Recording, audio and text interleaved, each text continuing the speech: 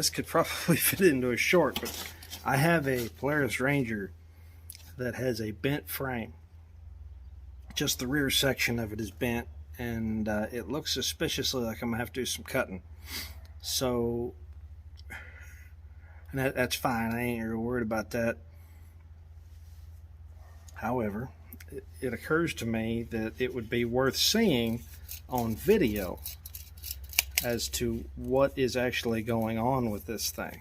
So let's start with that. So this is the rear section that I'm butted up against on that quarter marker.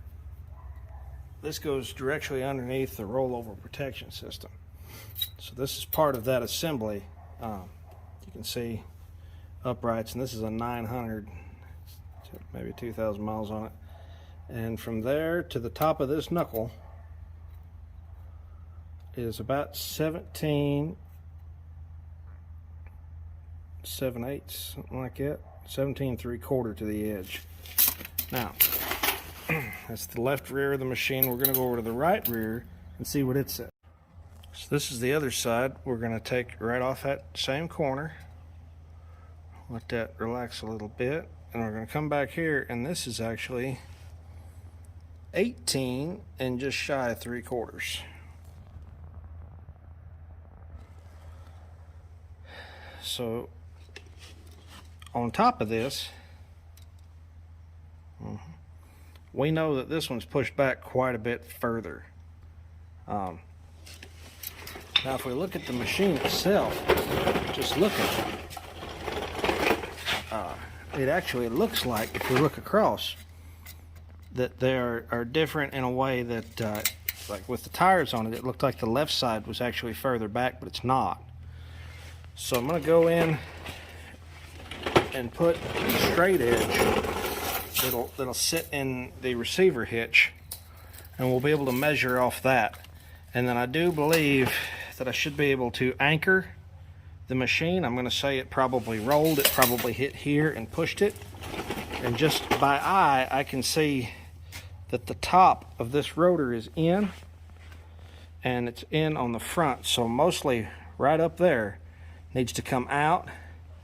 And then if I look, you can see how this bracket is completely straight here, and this bracket is bent. So we'll have to get everything hot and take a pry bar there, but that won't do any good to pull that out until the front section is out. And that makes sense if it hit back here. He said the wheel was bent because it's pushed this grease zerk so close to the clutch cover it can't hardly be used. And if I remember how to turn the flash on, there it is, you can see where the paint is popped.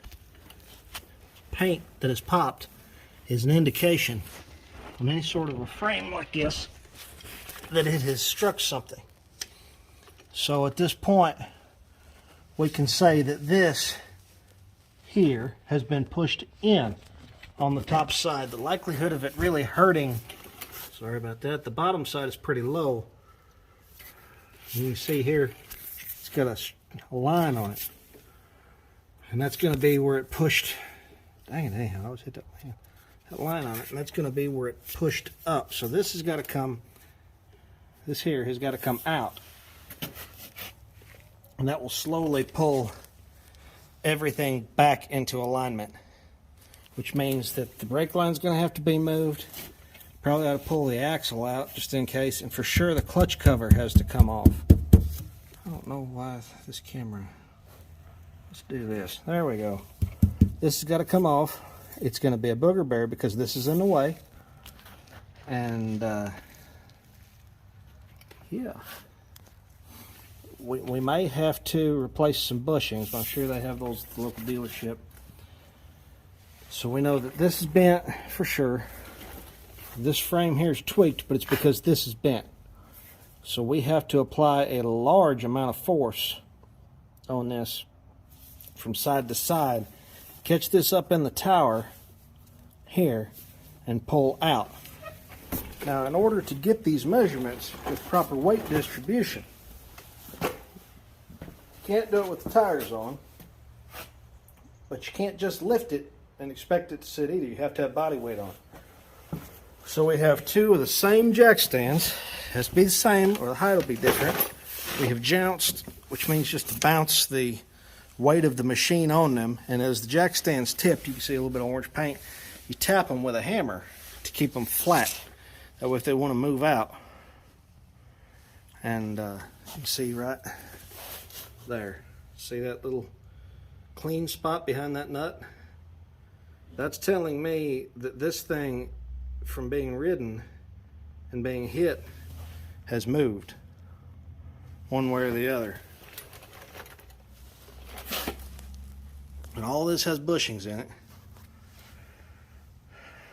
But that's it. That's that's what's wrong. It looks like the shock is still pretty straight. There's a little bit of rust pop right there. That's to be expected to have some collateral damage here. What do we got here?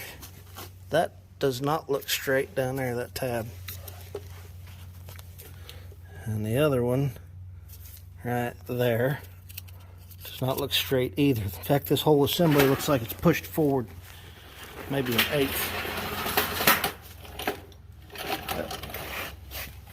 If we look here,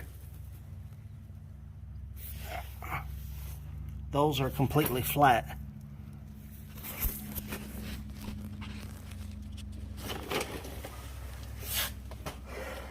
And then if we look at the angle, that grease zerk up there is maybe 15 degrees off your 90, and that one up front there is a little more. This one on the backs are pretty close to the same. So I think the backs are fine. We'll pull that tower out. It can't be to here. It has to be to something else. Got to be to an external source. We'll pull the tower out, and that will give us what we need. So we'll get some come-alongs and some heat and stuff like that. And that should fix it. Just take all the covers off and be real careful around the electronics and pull real hard. Alright, again, this is just the basics of going over a damaged machine. This little Ranger here, 2-seater, 900 XP. And it doesn't seem like that's a lot, but this is really time consuming to do this kind of thing and not screw anything up. It would be super easy to do it in some other ways, as far as the right way to put this, just replace the whole thing. But just replacing a whole bunch of pieces or cutting out a piece of the frame, which I may end up doing some cutting, that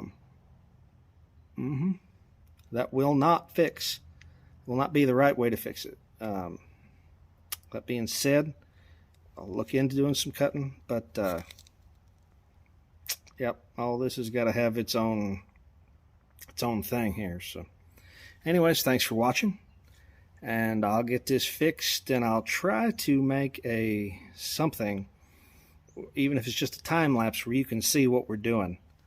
But yeah, all right, thanks for watching, and please subscribe.